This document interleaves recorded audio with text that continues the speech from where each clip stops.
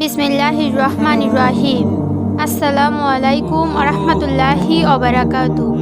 আমাদের চ্যানেলের প্রিয় বন্ধুগণ, আশা করি আপনারা সকলেই মহান আল্লাহ রাব্বুল আলামিনের অশেষ মেহেরবানি ও দয়ায় সবাই অনেক ভালো আছেন। প্রিয় দর্শক, চলে এসেছি আপনাদের মাঝে নতুন আরও একটি গুরুত্বপূর্ণ ভিডিও নিয়ে।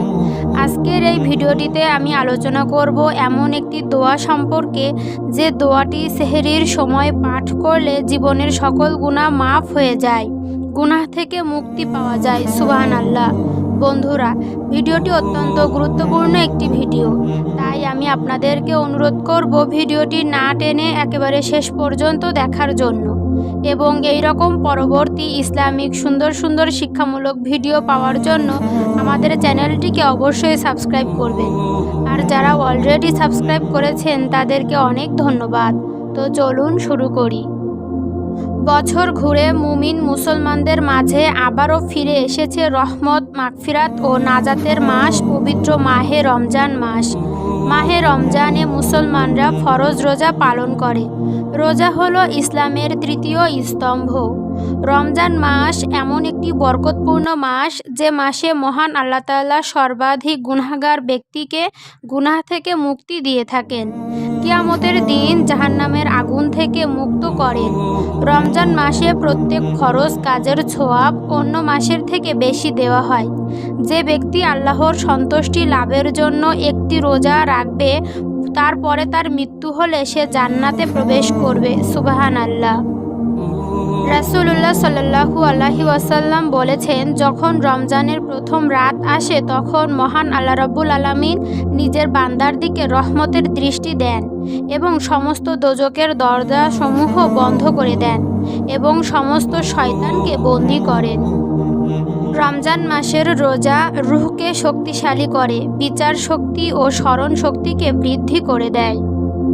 রোজা রাখার জন্য সেহরি খাওয়ার প্রয়োজন হয়, সে কারণে সেহরির দোয়া বা সেহরির নিয়ত জানা সকলেরই প্রয়োজন।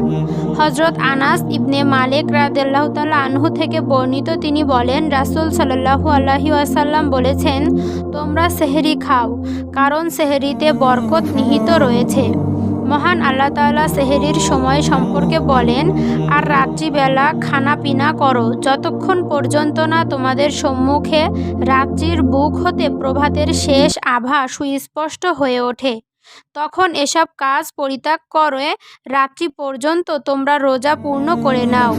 সুবহানাল্লাহ। এটি সূরা বাকারার 185 নম্বর আয়াত। মুসলমানদের কাছে রমজান মাস সবচেয়ে পবিত্র মাস। এ মাসে মহান আল্লাহ তাআলা বান্দার দোয়া কবুল করেন।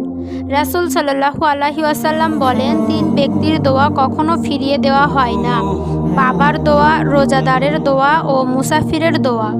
যে ব্যক্তি রোজার জন্য সেহরি খাবে, মহান আল্লাহ তাআলা তার প্রত্যেক গ্রাসে এক বছরের ইবাদতের নেকি লিখবেন। সুবহানাল্লাহ। মহান আল্লাহ তাআলা বলেন, হে আমার বান্দা বান্দিগণ, তোমরা আমার ইবাদতে লেগে যাও, আমি তোমাদের অন্তরকে সচ্ছলতায় ভরে দেব, তোমার দারিদ্রতা দূর করে দেব।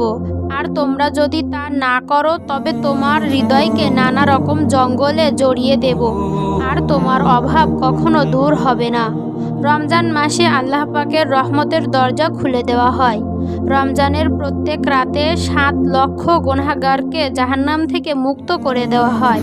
রোজাদারদের দোয়া কবুল করা হয়। তাই যখন আমরা সেহরি খেতে উঠব, তখন একটি দোয়া আমরা বেশি বেশি পাঠ করব, যে দোয়াটি পাঠ করলে গুনাহ থেকে মুক্তি পাওয়া যায়। সেই দোয়াটি হলো, ইয়া ওয়াসিয়াল মাগফিরাতি ইগফিরলি, ইয়া ওয়াসিয়াল মাগফিরাতি ইগফিরলি। এইভাবে এই দোয়াটি আমরা বেশি বেশি পাঠ করব। এই দোয়াটির অর্থ হলো, হে প্রশস্ত ক্ষমাকারী, আমাকে ক্ষমা করে দাও।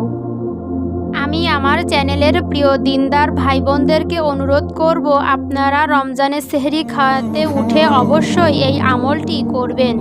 ইনশাআল্লাহ মহান আল্লাহ রাব্বুল আলামিন এই আমলের বরকতে আপনাদের জীবনের সকল গুনাহ মাফ করে দিবেন। মহান আল্লাহ রাব্বুল আলামিন আমাদের সকলকে সহি শুদ্ধভাবে আমল করার তৌফিক দান করুক। আমিন সুম্মা আমিন।